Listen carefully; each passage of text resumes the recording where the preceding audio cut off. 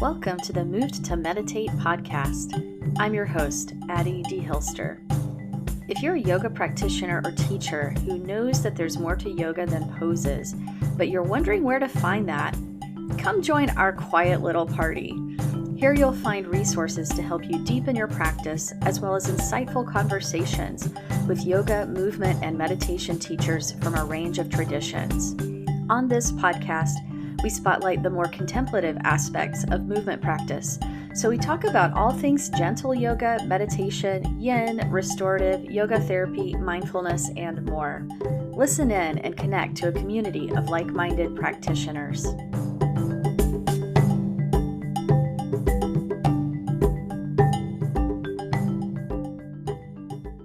Welcome, everyone. Thanks for showing up to check out this episode of the podcast. I am always honored to spend a little time with you here. And today I wanted to do a short episode about learning to meditate, specifically focusing on the pros and cons of using meditation apps. Long story short, I think apps like Calm, Headspace, and Insight Timer are great. I kind of wish I'd had access to them when I first started to practice. But there is more. So I'll say more about how I think the apps are best used and what else you might want to look for to support your growing meditation practice. Before I go any further, I want to say thank you to everyone who has taken the time to leave a rating or review for this podcast on Apple or Spotify or whatever platform you might be listening on.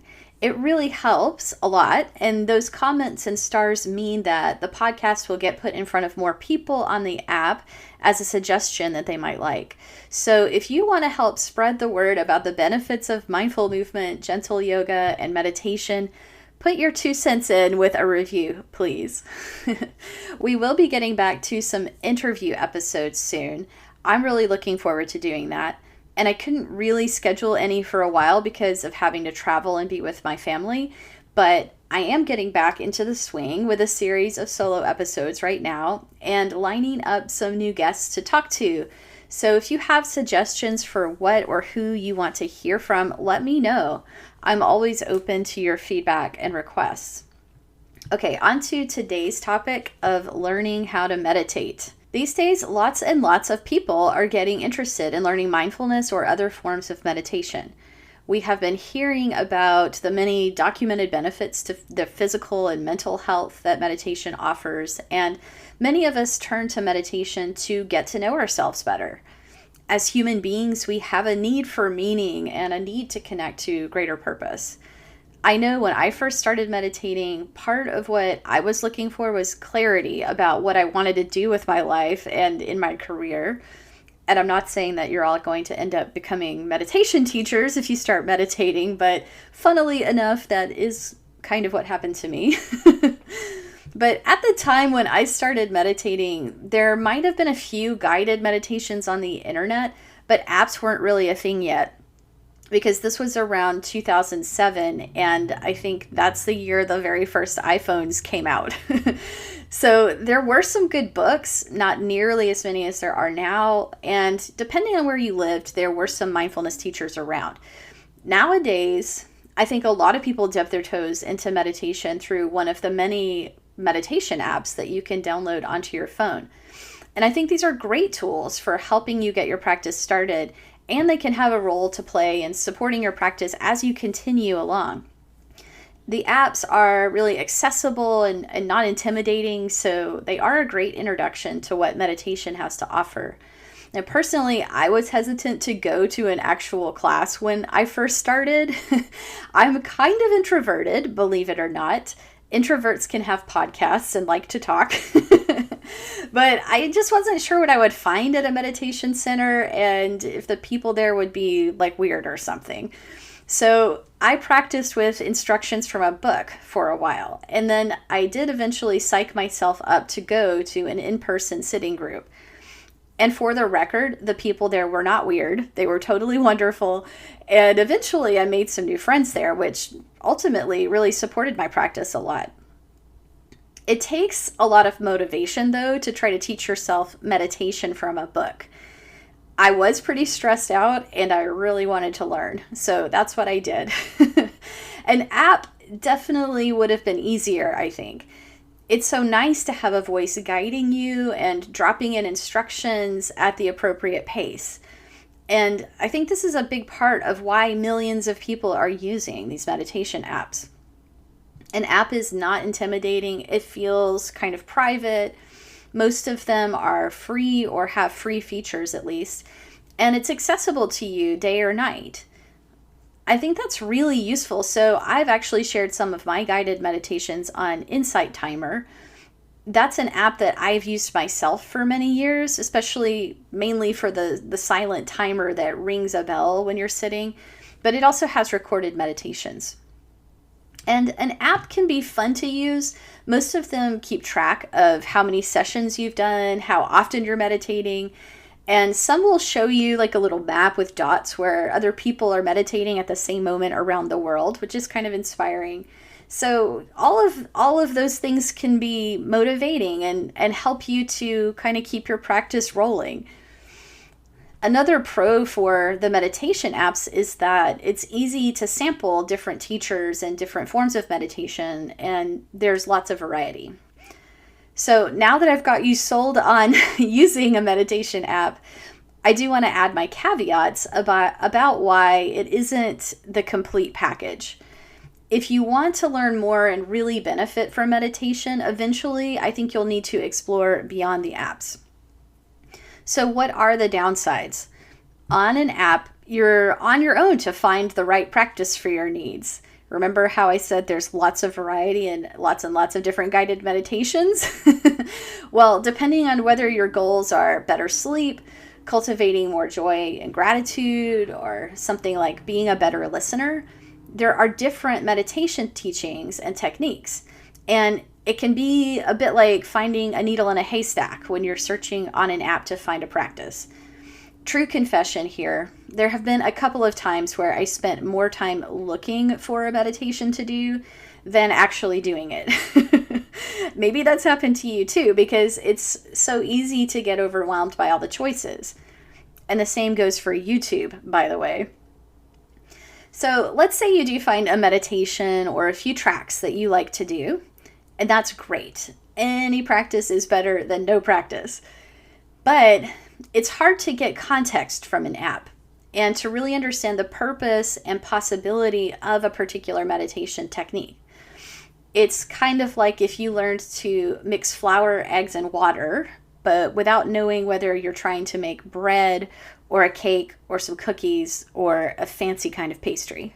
For example, within mindfulness meditation, we use many different meditation practices and tools like breath meditation, noting, counting meditation, body scans, metta and compassion phrases, being mindful of sounds, and more.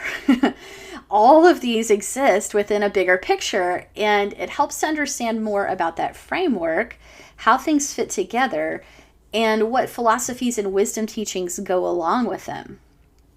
Just take mindful breathing. Like, why do we follow the breath? Well, there can be several important reasons. One is the breath is happening in the present moment. Also, the breath brings us home to the body, and it can teach us about being with experiences without always jumping in to interpret them. And the changing ebb and flow of the breath can teach us about impermanence. So much richness, right? So much richness to be found in each technique, but you need some context to really get all of that and to fully explore and integrate all of that. Another big piece that you can't really get from an app is a pathway for progressing your practice. After you've done the same meditation for a while, how will you know what the next steps are? That process can look different for different practitioners. It's not a one-size-fits-all type of progression, but we want to nurture our practice to keep growing and deepening. When you talk to a teacher, whether that's in a class or a group, or you meet with a meditation coach, they can listen to what you're saying about your practice and assess where you are, and then make suggestions that help you build on that foundation that you already have. On a related note, the apps rely on guided meditation recordings, which are great, But eventually, it's good to learn how to guide yourself silently, so you're not always dependent on a guided meditation in order to practice. Sitting with a group and practicing together in silence can really help you learn to sustain your meditation, even without a recording to guide you, because there's kind of that group energy that helps contain this moment of practice. Over time, if you keep going, it's also likely that you'll encounter a few roadblocks in your practice. Some of us run into challenges right away, and for others, it doesn't show up for a while.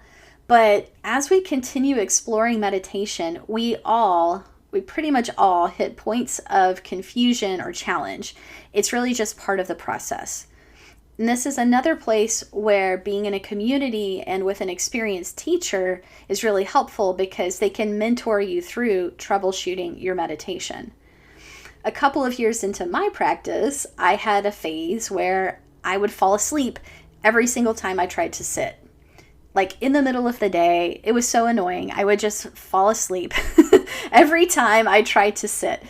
And I had been doing the same technique consistently for a long time. So I was really confused about what was happening and why it wasn't working so well anymore. And then after struggling with that and trying to figure it out on my own for way too long, I did talk to a teacher about it. And he taught me a practice that you don't usually hear in the beginner-friendly, all levels guided meditations in a group class.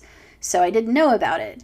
And I didn't know I was ready for that, but having a teacher show me the way was incredibly helpful. It opened up my practice in a whole new way, and it got me past that really frustrating stuck point. And this is why I love coaching meditators, and I've trained as a mindfulness mentor myself so that I can help people overcome those challenging phases in their practice too. My issue at that time was sleepiness and a dull mind, but I've had students who struggled with different issues like physical pain, restless thoughts, and anxiety. I struggled with those too. And there are ways to work with all of these sticking points. It's totally worth the effort to find out how. One concern I do have about meditation apps is that occasionally students have more disorienting experiences meditating alone, especially when they are new. When someone has a tendency towards strong anxiety or emotional overwhelm or a history of trauma, it's safer to practice under the guidance of a trauma-informed meditation teacher or a mindfulness-trained therapist, a real human who can respond to your needs and help you navigate what comes up in your practice. Last but not least, community is a huge support for meditation practice, and it's hard to get that from an app. Maybe not impossible. I know some of them have nice little chat groups and things like that, but it can be lonely meditating with just you and your phone. In a group class, especially when the same people show up week after week, we get to learn from each other and realize that others are having similar experiences. Very, very encouraging and validating. It encourages us to keep going and to be inspired by our companions on the path. So I just want to plant the seeds that you can find additional resources out there, like in-person or online meditation courses, sitting groups, and individual meditation coaching or mentoring. If you have a favorite app and you find it motivating to use, I recommend using it as a supplement to teacher-led meditation sessions. Those tools together can really help you grow and sustain your practice. You can check out my website, movedtomeditate.yoga, if you want to know more about practice opportunities with me. And you can also try directories online that list qualified mindfulness teachers. IMTA.org is the website of the International Mindfulness Teachers Association. And mindful.org, which is affiliated with Mindful Magazine, also has a teacher directory. And there's a website for trauma-sensitive mindfulness, which has a listing of teachers that have trained in that program. So go forth and practice. And thanks for being here and listening to this episode. I hope it's been interesting and helpful.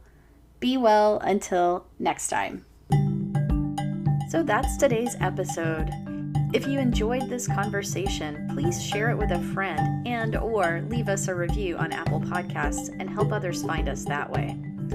To learn more about my work, the Moved to Meditate class library, live online classes, teacher trainings, and private lessons, go to movedtomeditate.yoga.